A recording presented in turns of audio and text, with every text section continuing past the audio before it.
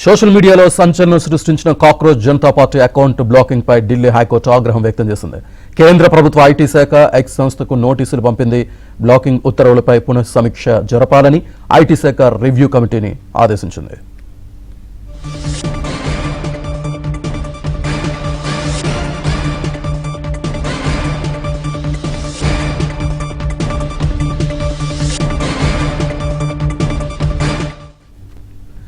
Social మీడియాలో సంచలనం సృష్టించిన cockroach Janata party account blocking పై ఢిల్లీ హైకోర్టు ఆగ్రహం వ్యక్తం చేసింది. కేంద్ర ప్రభుత్వ ఐటీ శాఖ ఎక్స్ సంస్థకు నోటీసులు పంపింది.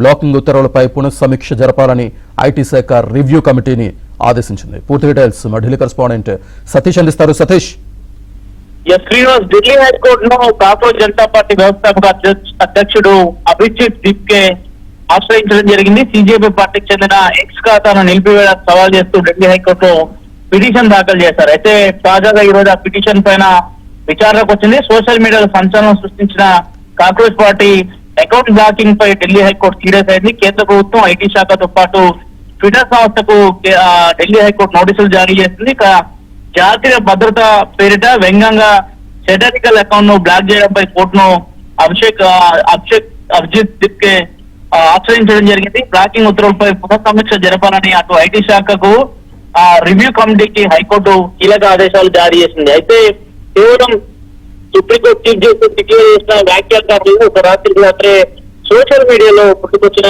బీజేపీ పార్టీ దేశవ్యాప్తంగా కూడా సంచలనం సృష్టించిందని చెప్పాల్సి ఉంటుంది. ఎక్కడ లేని విధంగా దాదాపు ట్విట్టర్ లో 150 లక్షల మంది స్థాయిలో ఫాలోవర్లు, అటు ట్విట్టర్ లో 150 లక్షల ఫాలోవర్స్ తో పాటు సోషల్ మీడియా అంతా కూడా ఒక్కసారిగా కూడా ఊపేసింది నేపథ్యంలో పూర్తిగా కూడా దానికి సంబంధించి కొంత కేంద్ర ప్రభుత్వం అప్రమత్తమైంది. దీని వెనక ఇతర కుట్రదారులు ఎవరైనా ఉన్నారనే కోణంలో చూస్తున్నా మొదట అకౌంట్ ను బ్లాక్ చేయడంతోనే పూర్తిగా కూడా అటు వెంటనే హైకోర్టును ఆశ్రయించడం జరిగింది. హైకోర్టులో తాజాగా ఈ రోజు విచారణ జరగడంతోనే అటు కావచ్చు, ఐటీ శాఖ కావచ్చు, కేంద్ర ప్రభుత్వం కూడా నోటీసులు జారీ చేసిన నేపథ్యం ఇక జూలై 7వ తేదీకి కేసు విచారణలో ధర్మాసనం వాయిదా వేసింది. జూలై 7వ తేదీలోగా ఈ రెండు అటు ట్విట్టర్ సంస్థ కావచ్చు, ఐటీ కావచ్చు, ఈ రెండు కూడా ఎలాంటి నివేదిక ఢిల్లీ హైకోర్టుకు సమర్పిస్తుంది, ఎందుకు బ్లాకింగ్ చేసిన అంశాలపై ఎలాంటి వివరిస్తున్నారని కూడా వేచి చూడాల్సి ఉంటుంది.